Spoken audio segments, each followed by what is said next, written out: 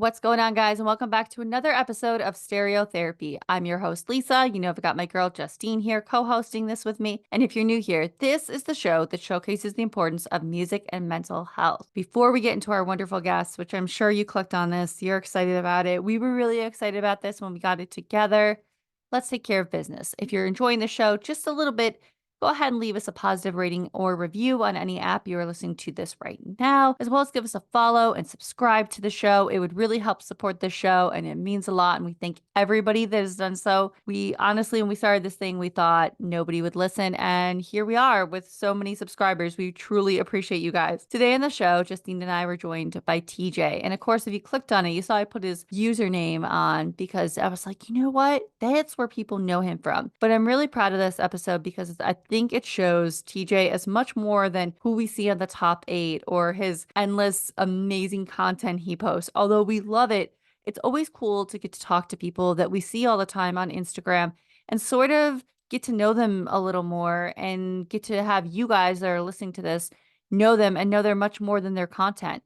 So it was really great to dive into the early days of falling in love with music, how Linkin Park played a role. We dove into heavy music with TJ, which was really exciting to do because it was something that we thought about and the importance of heavy music. And it was really great to talk to someone that loves it so much. So I really appreciated that. We dove into the Don't Blink music group. And obviously, we chatted about one of my favorite podcasts, The Top 8 on Our Space Media. Again, if you're not checking out the top 8 or anything Our Space Media related, all the links down below. And again, we have to shout out Matt Batiste. I know he may or may not listen to this. We appreciate all the support him as well as TJ has given us in our podcast with helping us with just so much and so much information. And it truly just speaks to the volume of TJ and Matt. So I have to say that. Let's get into our conversation. Here is our conversation with TJ. What are your first memories of falling in love with music? I think I talked about this on the top 8 once, but it's with Linkin Park. So I was with my dad and my dad's friend were big in listening to like new metal. Like I remember listening to like Korn and Slipknot a little bit, like on the one-offs, they would have it playing. And I was never like a big fan. Like I had heard it, but I wasn't like actively seeking it out. And then we were just visiting this friend and he had put on, he was like, oh, I'm just gonna put some music on, and he puts on Hybrid Theory. And from the first song, I was like, whoa, what the hell is this? Yeah. Oh, can I like curse on this? Well, I know what your guys' rules absolutely. are. Okay, cool. Yes. Yeah, no, When I get rambling about music, I tend to swear a bit. So oh, so do we. So do we. Yeah. yeah. Okay, perfect. So yeah, I remember like Paper Cut starts and I'm like, man, what the hell is this? And I like looked it up, and Chester just had like such a unique way of delivering emotion through his voice that really resonated with me because I mean, I'm sure we'll get into like the mental health stuff eventually, but yeah, I've never been great at like understanding my emotions or like vocalizing those emotions. So like I always gravitated towards music that were kind of portraying emotions that I was feeling but wasn't able to really express. And Chester was expressing a lot of angst and frustration and everything, and I just gravitated towards that. And the music was really good. So I heard that record, and then that was the first CD I went out and bought myself. And ever since then, I was a hardcore Linkin Park fan. So that's definitely my awakening for heavy music. oh, I think I think it's so many people's awakening. I still remember Yeah. the music video for Crawling. Like I still remember, and I remember like just the sync and how that was, and look the sync and the music and everything.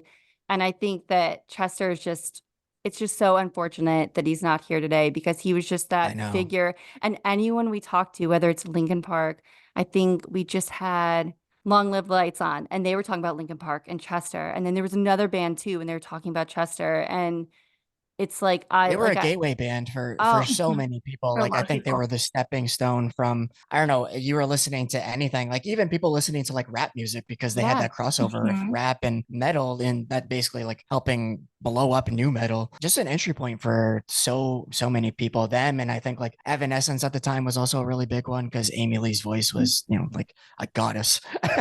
Justine, I know, yeah, um, you're huge into yeah. Evanescence, I like yeah, am. that's your girl Amy Yeah. Lee. I know Yes. they get a lot of hate in like the new metal world, but I'm like, that Yeah. first record is new metal, man. I'll die on that hill. Oh, Mm-hmm. 100%. Yeah, I think you talked about that in a new metal episode, Justine. And I think there was Mhm. somebody that like questioned that. And I was like, no, like go listen to that record. That Yeah. is Yeah. absolutely new metal. I know.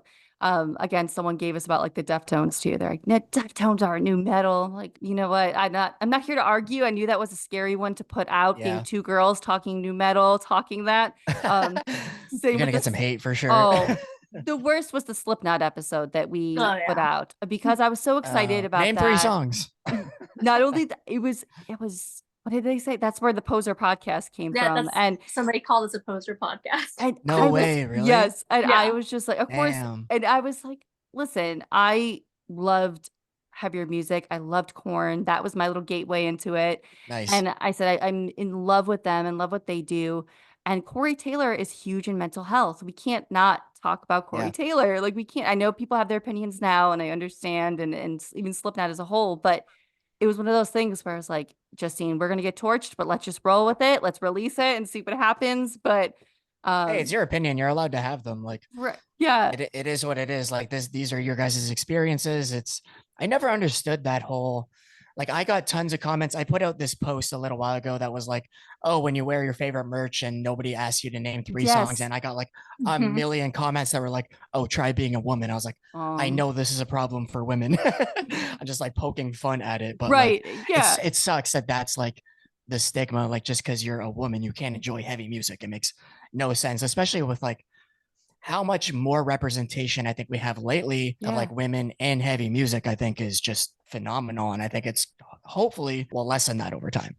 Yeah. Like just yeah, I'm glad to see that because especially I know obviously, I mean, talking about heavy music, this was such an opportunity. I told Justine to have you on because you are someone that loves heavy music. And I think there's such a Yeah. bad rap that comes with it because so many people, my fiance included, I think the other day he got in and my Apple CarPlay had like Knocked Loose playing, and I when I left, and then we get in the car, I turn on the key, and of course it starts playing Suffocate, and he's like, "What is this? Are you like rocking out?" And I was like, "I wouldn't say rocking out, I would. It's but pretty heavy. it's like, but I was like, I don't know, like what you despise, like I'm like, hey, it's great, but like to him and people like him, they don't get it. He's just like, I don't know what they're saying, I Right. don't get it, the vocals." But for someone like you, I would love to know, like, what or how do you think heavy music and the importance of it, whether it's to you or just the scene in general, because it's such a huge genre right now, and I think it just gets such a horrible rap, like from people that don't get it. Yeah. I think heavy music in general is like I kind of said before, I gravitated towards like alternative metal music like Linkin Park and stuff because they were vocalizing emotions that Yeah, that I was feeling but wasn't able to really express. And then I think that just like doubled down when I heard screaming as well. Like not just what they're saying, but the way that they're saying it. Like you're just kind of like emphasizing it even more. And especially bands like Linkin Park, where it wasn't just screaming to scream, it was screaming to like add that level of emotion to the words that they were saying. I think that there's some bands that like heavy music does have, I don't know, kind of a bad rap because it's so aggressive, but there's also bands that say a lot of really happy things just in a really aggressive way. Like I think of August Burns Red, they brand themselves as, heavy music or angry music for happy people. Like mm-hmm. you can be a happy go lucky person and still enjoy some aggressive music once in a while. Like to me, a screaming vocalist is kind of just like another instrument in a band, like the same way that you have somebody singing is just like another aspect of instrumentation to music that I think is just like a rabbit hole that I kind of fell into. Like I started to like it. And then when you start to like it a lot, you get more and deeper into it. And then you start getting from like post hardcore into metalcore, and then from metalcore into like a little bit of deathcore. And then before you know it, you're listening to Lorna Shore every day.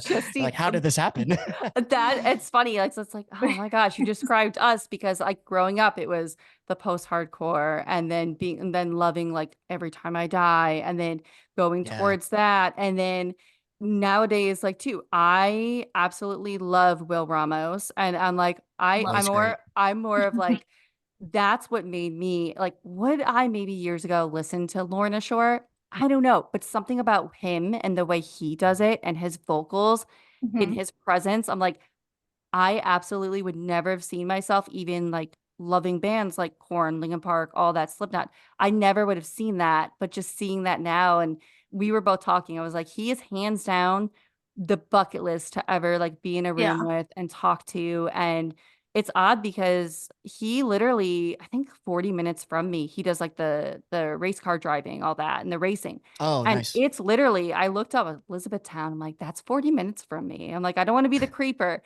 but if we ever like for some reason I'm in Elizabethtown, Happen then to run into each other. it would be like, hey. So I I think just happened to be walking by this racetrack. Like, don't mind Yeah. me. be like, okay. But I think it is. I think it's one of those things that too, and like the crowds, I think people don't understand, like, or the people that listen to heavy music usually are some of the kindest Yeah. people. I mean, yes, we had the poser Yes. podcast thing, but other than that, the most people You're gonna get were that in anything though. Like you're gonna get the oh people that call you out Yeah. just for having an opinion. Like I make the meme posts all the time, and it's like, well, you're not a fan because blah blah blah. And I'm like, mhm. buddy, this is a joke. Like, get over it. I love this music. Leave me alone. But like, Yeah. I've heard Will is an extremely humble and pleasant person, which I think is great because he gives off that like his vocals are like a demon being summoned, but Yeah. then off stage he's like the nicest dude ever, which I think is great. But I love hearing the stories of people like in the heavy community going to shows and like even mosh pit etiquette. Like if you fall in Mhm. the pit, everybody stops, get that person back up, keep going again. Like there's what it is when you're in that community. Whereas I've heard not so great things for like other genres being in a crowd where people are just like there from themselves, don't care about like that kind of community aspect. But you get a lot of that in the heavy music world, which I think is awesome because, there is that stigma of like heavy music fans and I guess like being satanic or like Mhm. assholes. I don't even know, but like it's Yeah. it's just oh not the case. Oh, like I think about I saw Thursday a couple months ago in this tiny venue, and it was that mentality of everybody was falling over. It was crazy. And you had that etiquette where people were picking each other up and that and Yeah. like you said, I've been in some crowds of some bands. I'm like, I'm not going to name names, but I thought like, oh, this would be great. This would be fine and safe. No. Like it was every man for themselves, and it was like, get out of here. And like I can go to like a heavier show and I feel so much safer, like seeing Knocked Yeah. Loose even like and how big. And I think it's also that there's so many different fans of like a band like Knocked Loose now. There's a lot more girls, which I'm loving to see that. I'm like, there's a lot more girls Yeah. in the crowd. And I think what they're doing right now is just it's crazy. It's crazy to see how far they've come. And I think they're only gonna get bigger. To have a record that heavy and it hit number 23 on the Billboard 200 Yeah. is insane. And then to have a song that was trending higher than Taylor Swift on the vinyl Yes. charts, that's Yeah. insane. Yeah. Like I don't know, I can't even wrap my head around it, but I will say I was at Knock Loose last month and it's probably the most cathartic experience I've ever had at a show. And I was pretty terrified about going in the pit at first. Yeah. And then I went and like I heard Blinding Faith and I was like, something just came out of me and I ran in there and it was way more like I don't want to say calm, but it was a lot more like welcoming than I thought it would be. Like I assumed everybody Mhm. was going to be throwing fists and kicking, and like there was a bit of that, like it's the hardcore dancing, but people are still respectful about it. Like if I hit you, it's like, oh, sorry, bro, and then it's like back to doing my little two stepping, and I'm like, oh hell yeah, this is awesome. Like, Yeah, I would be so intimidated. I told Justine that when they were here, I was like, I would be so intimidated to get into a crowd like that. I'm like, I haven't in years, but it's something about them. And I don't know what it is. I think if you hear any song and maybe you're in the back or the side, it's like you have to be close to experience that. Like you just have to be yeah, in the crowd, even if you're not sure of it. It's just that kind of music. And yeah, so if anyone's on the fence about heavy music, just go see it. I think if people go see it and they experience it, that's why I miss Warped Tour, because you could get heavy pop punk, you could get punk, yeah. rap even, you could get all those things and experience it a little bit and maybe not have so much like judgment about it. I do miss that about the like regular like tours these days. You don't get as much like genre crossover.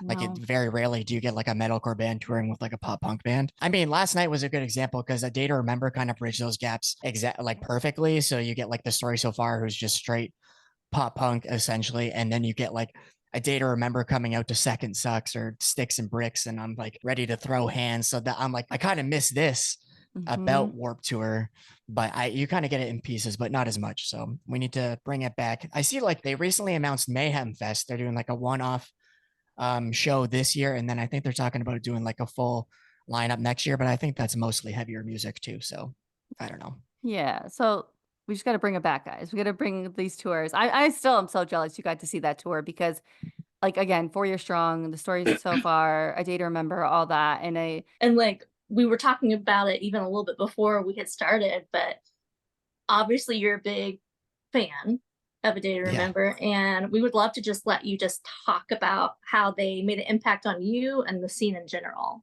Yeah, sure. I think Matt's gonna roast me because I talk about A Day to Remember in every episode of the Yes. top 8, and every time I bring it up, he's like, "Oh my God, we're talking about A Day to Remember again." Yes. I'm like, "Dude, they come up in everything because I love them." Yes. I'm like, this is why I'm like, we're gonna let TJ have the floor here. Sorry, Matt, if you're listening. We're gonna let it do it.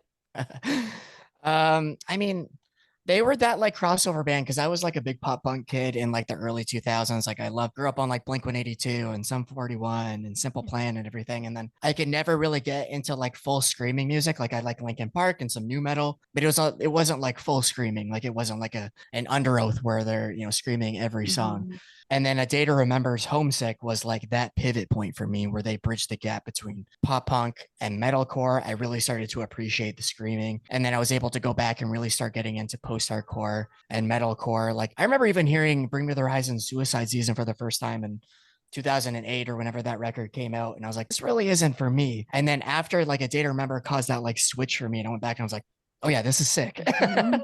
Yeah. But I think that they were a major entry point for a lot of people too. It was like Linkin Park for the millennials, and then like getting that transition from like new metal fans into like metalcore fans, or like from kind of like the mainstream metal scene into like the underground metal scene. They were kind of that band for a lot of people too. And they just did something that nobody else had done before. The pop punk with breakdowns just hadn't really been done. So I think that they were super influential for tons of bands entering the scene. And I hold them really close to me personally because like they were the pivot point in terms of me just like listening to music, but I didn't really start going to live shows until I was in university. I had gone to a couple, like my first live show was Slipknot in like 2008, which was like a crazy first metal show. Yeah. And then I think I saw Billy Talent one time after that. And then I didn't start going to shows until I was in university.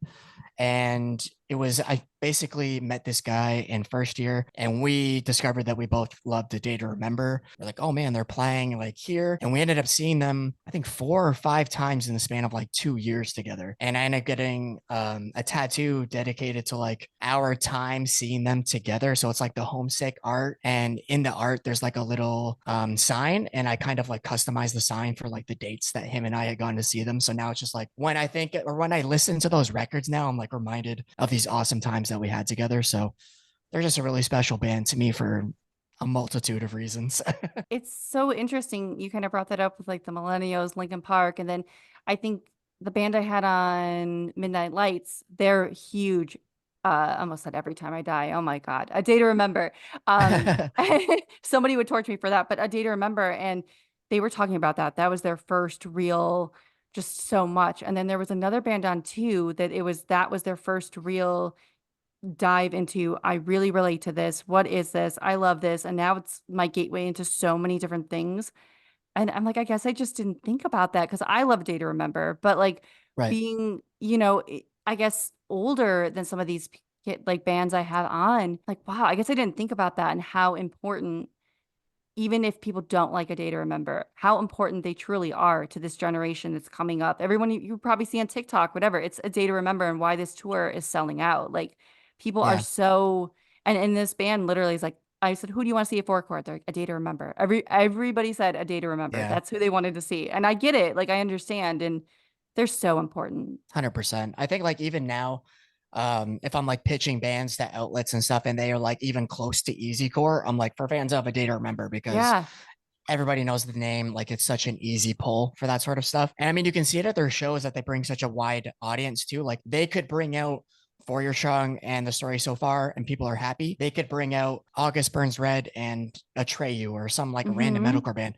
People are happy because they have those songs that fit into both worlds. You know what I mean? Like they have that crossover. So Matt, if you're listening, like, come on, A Day to Remember needs to be on the top 8. It needs to be in there. Every time I watch one of your episodes, I'm just like, all right, when is TJ going to say A Day to Remember? It's going to fit in Yeah. here somewhere. It's going to be, but it's so true. They can fit into a lot of places because they can't really be put into a box because That's I also think, my problem because like we'll do like a dedicated pop punk episode or a dedicated metalcore episode, and I'm like, well, they're kind of both. Like when I think of metalcore, I don't really think of them first. When I think of yeah, pop punk, I don't really think of them first. Like I'm thinking Blink-182, Sum 41, like those, pure genre bands, but they slot into so many different areas. It's hard to pick and choose. So that's why I always bring it up on every episode. Oh yeah, and that's why I'm glad we gave you the floor for that, because there's so many people that I've talked to, whether it's on the podcast or on Instagram or something. They're just like, this band means the world to me. It was huge for me, and I guess at the time, like I was like, oh yeah, I really really like them, but I didn't consider like what they were doing, what they're still doing, and whether Right. people like the new single or not. I mean, they're doing things, so they're great. But I mean, even talking about like, I had no idea that with Don't Blink music group, you were a part of that and you're a co-founder. Yeah.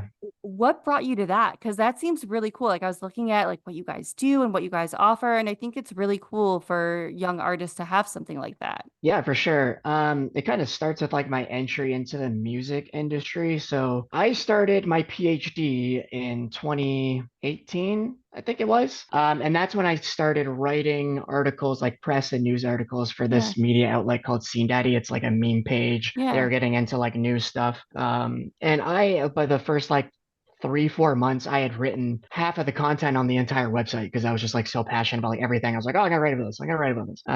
So then I like over the next year or two, I slowly made my way up the ranks there and kind of moved into more of like a promotional aspect. Like there's bands reaching out to us being like, hey, can you shout us out like on your platform? Because yeah, Teen Daddy's got a lot of followers. I think we're like up to like 160,000 on Instagram or something now, which is like it's a big platform to use to like help smaller bands get exposure and stuff. yeah.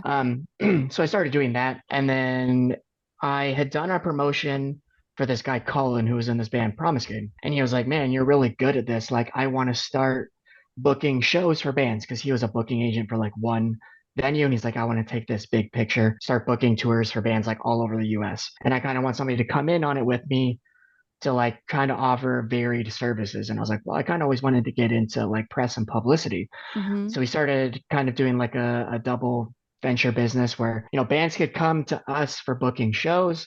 They can see the PR services that we're offering and vice versa. People come to us for PR. They can see that we're all, booking bands or booking shows for bands and stuff. And we started that almost 2 years ago now, which has been super cool. We've been able to grow and add another booking agent onto the team.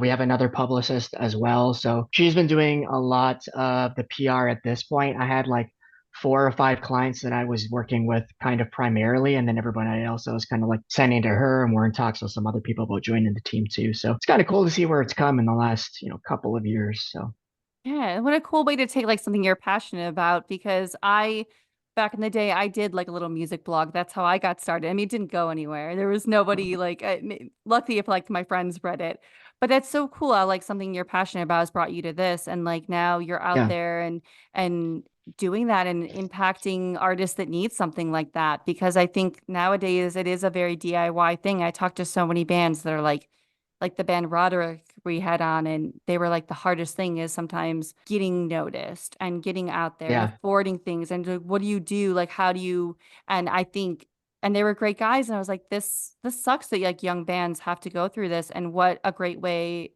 for what you're doing to help out people like that, that just, they need that. Cause on your own, there's no way you can do it. Maybe there is, but it's probably a lot harder. You can, but it's a lot harder. Like it takes a lot Yeah. of time and energy too, where a lot of bands just don't want to do it. Like I Yeah. even have bands reach out to me being like, I've been doing this for a year and I just don't want to do it anymore. Like I just want somebody to handle it, which I'm like totally makes sense because it's just, especially in the music industry, people do not like to email back. So the follow-up is very, very important. And if you're not active in that, Hmm. it's easy to get lost in the weeds with that sort of stuff. And I mean, it sucks for bands these days too, where like you think that being a musician, you just have to make great music and put it out there and people will listen to it. But these days, you have to be almost like 50% musician, 50% content creator, because that's just Hmm. like the social media landscape that we live in these days, which I know so many people have talked about, but it's kind of shitty. Yeah, like it's so many people. We had Kaylee Goldsworthy, which I was so thankful she took time for us and she came on, and that was her biggest thing, that they want us to make music, but then they want me to be a content creator. And that's not me. Yeah. That's not my thing. I'm a musician, but if I don't make the content, who's going to see me these days? So Yeah, what do I exactly. do? But I'm with I tell Justine all the time, the worst thing, even with the podcast, is the content creation. I hate it. I could have some, I'm like, Justine, I'm giving her the TikTok. I'm like, take the reins because I'm done with it. Like sometimes it's fun, but sometimes it's like, okay, great. If I don't create content, no one's going to see this episode. But like, I don't want to not be genuine. But if I have to think of something like what's going to get plays, what's going to get looks, but then I'm not being genuine. So I'm like, I don't know. Yeah.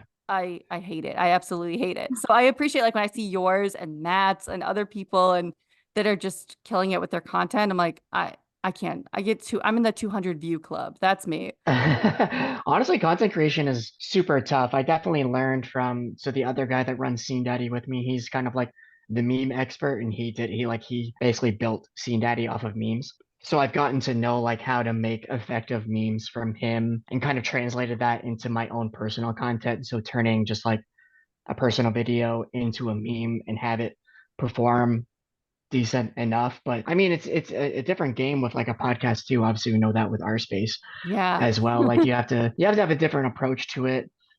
We've tried to do like the game posts and stuff like blind ranking band Yeah. songs, whatever, which I think does decently well because just posting a podcast clip, some people are like, well, why Mm-hmm. would I care about this? And it's like you have to kind of give that other content too. But it's hard to commit to. Like even Matt and I, like we're pretty lucky that we can kind of batch out episodes. So we'll get together once a month, record 4 or 5 episodes in a day, and then like we've got a month's worth of content basically, which is ideal because we both have pretty hectic schedules. But yeah, I don't know, it's just like maintaining that, like making sure I'm editing the episodes, getting them up, posting. It's a lot of time, so I get it.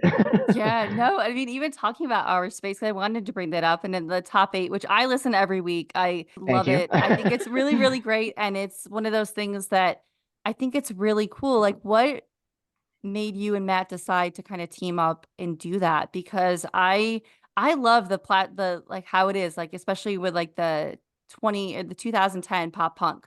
I loved that one because I'd forgotten how Yeah. many great records were around then. And I was like, oh, I got to go back. So what made you guys team up and decide to do that? I mean, at the core of it, we're just like music nerds, and Yeah. we found each other, and it kind of just happened. Like, I had when I started making content, it was when we got approved for When We Were Young, and I was like, I'm gonna start doing some personal content. Like, we got approved for Scene Daddy, so I was doing a bit of both. But I was like, this is my chance to try to make something for myself too. And I made this video of like packing for an elder emo, and I was like Yeah. throwing in like Advil and all like back pain medicine and whatever. And it was like this knockoff Life brand stuff that you can only get in Canada. And he DM'd me and was like, "Oh, I didn't know you were a Canadian." And then Oh, after we got back from When We Were Young, he was like, "We should like meet up for like a drink or something and or for lunch." And I was like, "Oh yeah. yeah, for sure. Like let's do that." So we got together for like an hour. We thought we were gonna be like an hour, and then we ended up having like 5 or 6 beers, and we were there for like 6 hours, That's just talking about like crazy. music and random stuff. And then the holidays came and went, and we were just kind of like chatting. And we were like, oh, let's get it together and just like film some content. And then we are like, I wonder what else we could do. And the day that we met up, we ended up recording the first episode of the podcast. It just like happened so naturally. We're Hmm. like, we should do something with this. And then the branding just kind of came together. We started recording more. And yeah, like I said, at the core of it, we're just music nerds that just like love to ramble about music. So it's kind of That perfect. That's so cool because I was wondering how do you and Matt knew each other, and that's such a like that's so cool to hear that because I just assumed you guys were buds, and then you knew each other all No. along, and then now we know. Yeah, everyone hears it first here, but that's so cool. Like, it, Yeah. wow, At this point, like it seems like we've known each other forever. Like it came just like so naturally. Like even now, like I'm going to his wedding later in the month, and I've invited hmm him to mine, and it's like we've known each other forever. Like it's so weird, but yeah. Anyways, yeah, I know he's oh probably gonna listen to this, so I'm not gonna gush too hard. yeah, You know oh yeah. what Oh, that's I so cool. And that's, I guess it's because you guys do seem so natural. Like you would never even have known, like even that first one, I think even going back to that and thinking about that and your chemistry, I would not have known. So that's everyone listen to the top eight. It's really, really cool. I gotta listen to the one that just dropped today. I gotta listen to it. But it's I love what you guys are doing over there. And I think it's just a really cool kind of podcast because I think even we're Thank you guilty so of it. much. We all have a podcast, right? Everybody has a podcast these days, I feel. Yeah. But it's a cool way to do it. And I really like the format because like I know Matt does our space like himself where it's just like straight up band interviews, which is good in itself, but I was like, Mhm. I've seen, the straight up band interview podcast done like 100 times where I'm like, I would love to transition this into like doing band interviews. And we started doing that. We've had a couple of bands on, we've had some other influencers on, like Orion Reacts is actually from Toronto too. And I met him at a show and I was like, you want to come over to my place and record some stuff? And he's like, oh, I don't know. And then he came and he had like the best time and Mhm. we're going to have him back, which is super cool. But I think it's like a good format to get people talking about something they're passionate about. And then you kind of like introduce questions about themselves in the middle of it, like they don't even know. Like it's like a hidden interview in a Mhm. discussion, which I think is super cool.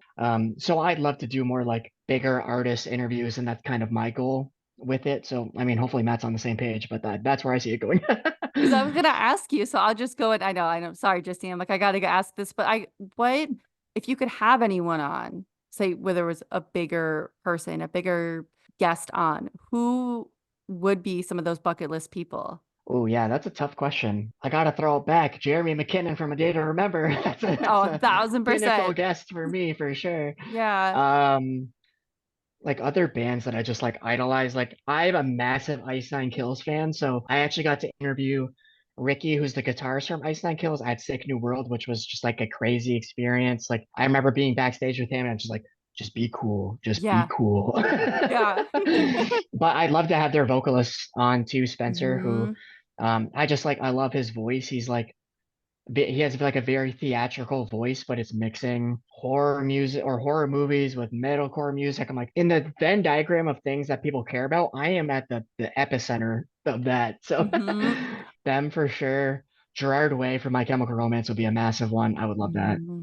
I don't know. There's so many. Oh, I'm sure. I know that's funny with Ice Nine. I remember Justine when I heard about them and I was like, Justine, this is up your alley. You're into all like the horror movies, everything. You have to check out this band. And she's like, Lisa, I already have. I like them. I listen to them. I'm like, okay. But I was just like, this is so you, Justine, like everything. And I love what they're doing. And I think I haven't seen them live yet, but I think they would just be such a cool live Yeah, experience to go see. if you like their music, they are phenomenal live. Their live show is insane. Like they would like their music videos are very like recreating the horror movie in the context of their song. And on stage they do like that sort of bits. Like they'll have like Ghostface come out and like kill one of the extras and like Spencer's like a I don't know. It's Yeah. crazy. They're one of my favorite live bands is like them and A Day to Remember are like my top two because they're so good. I love that band. I have a tattoo dedicated to them too. They're phenomenal.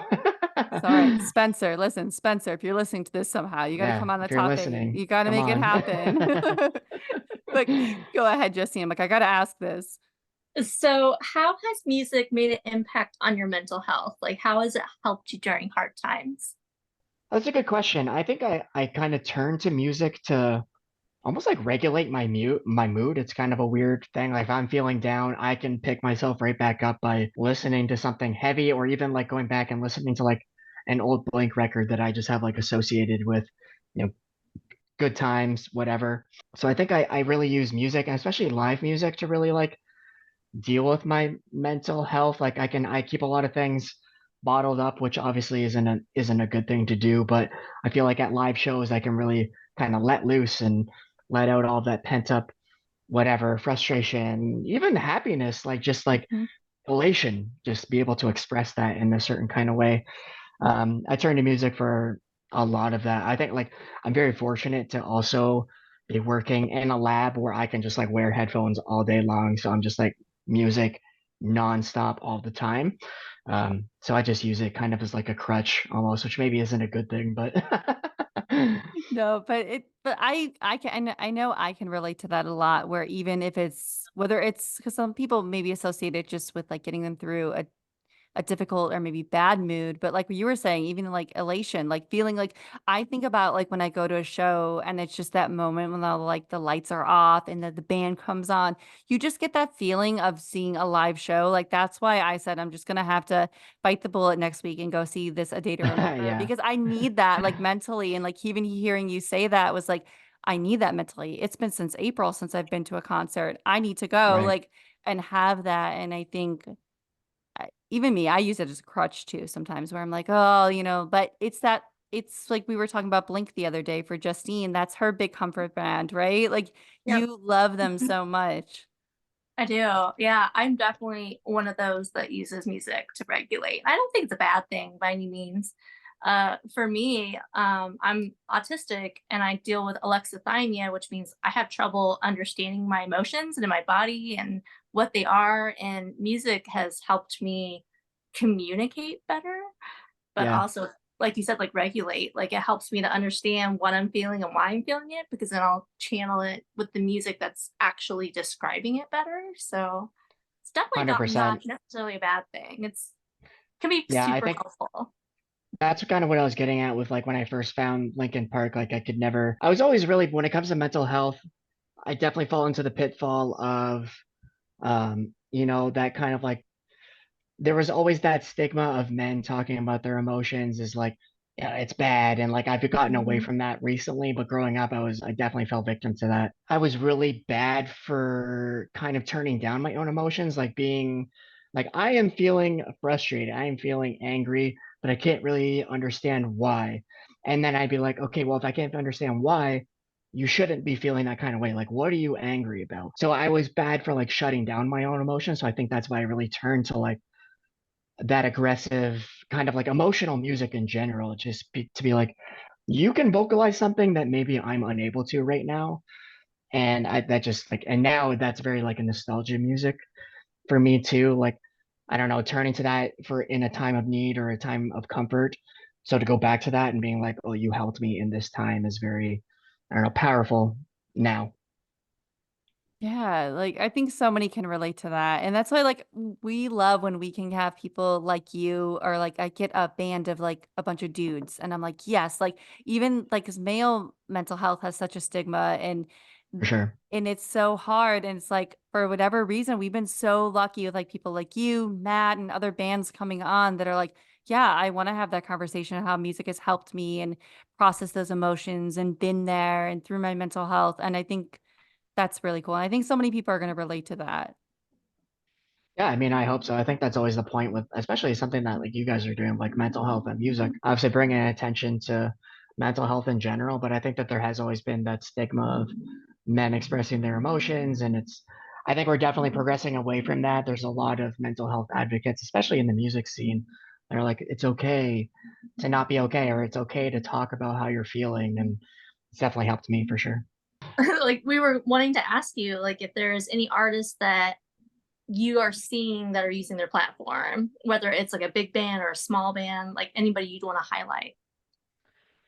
Honestly, there's so many. Like I think about going to shows now, and it's like, I don't know if you guys have seen that meme of like the doodle figures that are like beating each other up, and then it's like when the hardcore vocalist takes a break to talk about brotherhood and unity, Mhm. and it's like I feel like Yes. every band does that on stage at this point. But I think a big one that I always think of when I think of mental health is August Burns Red, because Jake started Heart Support. I can't remember however long ago, but Mhm. it's basically like a forum for kids that are into like alternative music to go and talk about their mental health. And I think it's just like a great, foundation, whatever, for that sort to bring attention to that sort of stuff. And pretty sure Heart Support like sponsors a lot of festivals and everything, so they're getting even more attention, which I think is awesome. But they're the main one that comes to mind. Other than that, like can't really think of any specific examples. I should be able to because I know that there's so many. But yeah, shout out August Burns Red for that one. Oh, yeah, no, like heart support. I remember when I first saw like a video they had on Instagram. I had no idea that I was like, this is August Burns Red. Like I had no idea that that's how it got started. And it's like Yeah, this is cool because like Aaron Gillespie was on like something for heart support talking. I know Spencer from Under Oath, trying to think right. who else. Like so many people and even like when we were doing like research about Under Oath and their mental health like, I must have watched so many things on heart support, not even realizing I was like, wow, I am late to this. And this is really cool. Again, like someone in heavy music started that because again, it goes Yeah, back to people saying, oh, they're scary, this and that. Well, look what they started. And it's such an incredible thing to see.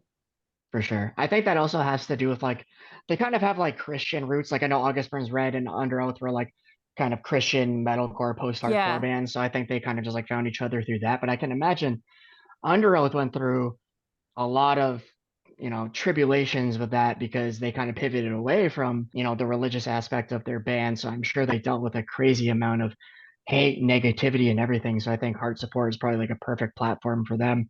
I think they also started, like Heart Support in general, started the I Matter Fest, which was going on Mhm. before COVID. I don't think it has come back since COVID, but they had put on a couple festivals, and I think a lot of those proceeds went to mental health foundations and stuff like that. So that's another big thing that they were doing. Yeah, I don't think I've heard much about that. So I mean, it should. I think they Yeah, it should hasn't been have. around for a while. It was before because originally we were talking with the team of iMatter to have Scene Daddy go down and sponsor it and do like some interviews and stuff like that. Yeah. But that was pre-COVID. So that's why I'm like, I think they maybe did one in like 2018, 2019. Maybe they were going to do one 2020 and then it got shut down.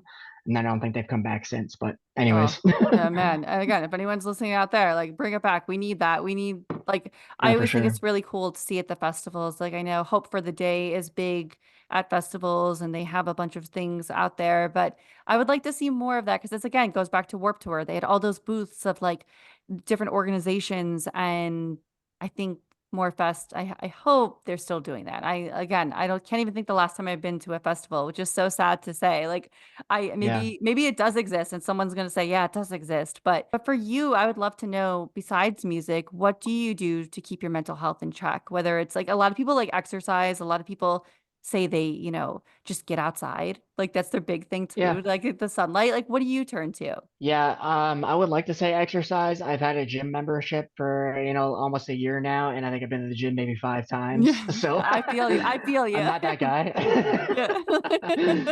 Yeah. I do like to get out and just go for walks when needed, but I'm very fortunate to have like a good support system around me. Like my fiance is a godsend and being able to like talk about anything that's going on in my day. Like it's been like my day to day, I'm doing a PhD in science, and I feel like in academia there's a lot of it's kind of negative in that it's like a glorification of stress and burnout.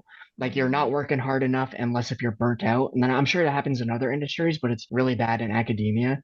And I've definitely dealt with that too. And she just finished her master's like a year and a bit ago. So she really understands like my day-to-day frustrations, and I can kind of talk to her about anything business, science, whatever content isn't doing well, anything really. She kind of gets that too. Really good support network for friends and family too. So I really turn to them when needed.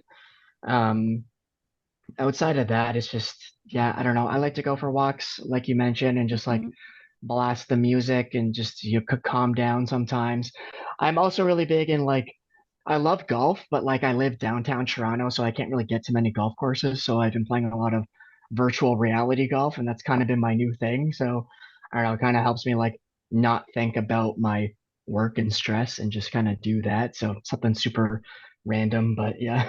I can imagine, like even just like what you do for a living and in your fiance and all those work, like I can't imagine because even like Justine and I, we've worked with children in the past and that has its own thing too. But I can't For imagine sure. anyone that has a higher level education and in a career the stress and the toll that that takes. And I mean, kudos to you for getting it out, whether it's the music or, just whether it's your fun content that makes us all laugh. But like, and Yeah. it truly does Honestly, the help. content's been fun. Yeah, like even I'll make videos in the lab now just to like Yeah. I'm at work, but I can do something fun. Like I'm pretty fortunate that my supervisor isn't really there that often. He's kind of getting towards the end of his tenure, so he's like retiring soon. Yeah.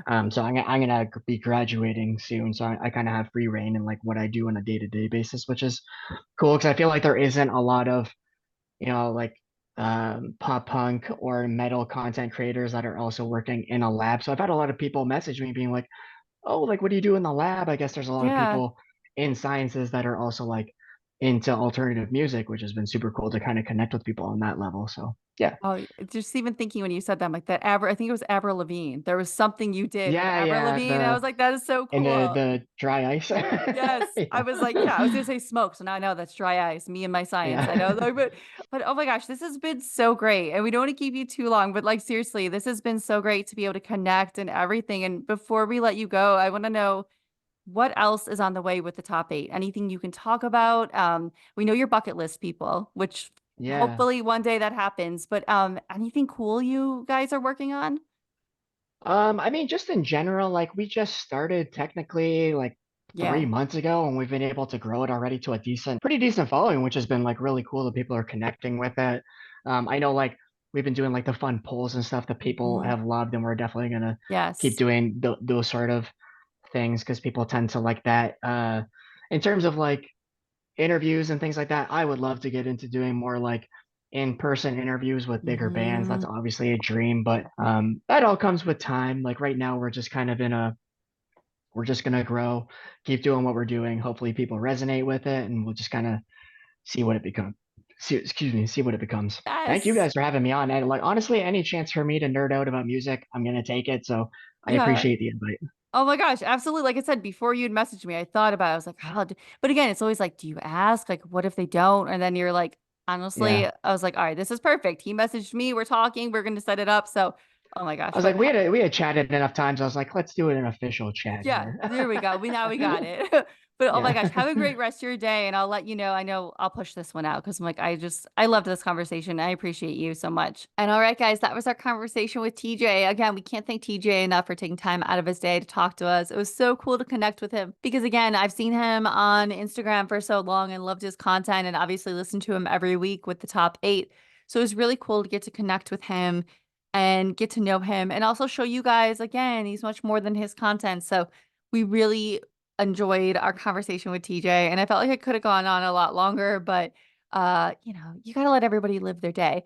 All the links below if you want to check out the top 8, if you want to check out Don't Blink, if you want to check out Scene Daddy, all of that is down below. Make sure to click on it and give them a follow because, again, truly I love what him and Matt are doing, and I think it's something that we should all check out. And I think there's something for everything over there.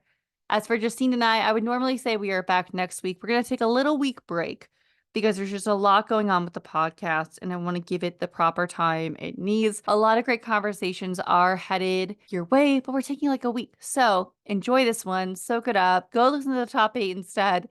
So go do that. All right, bye, guys.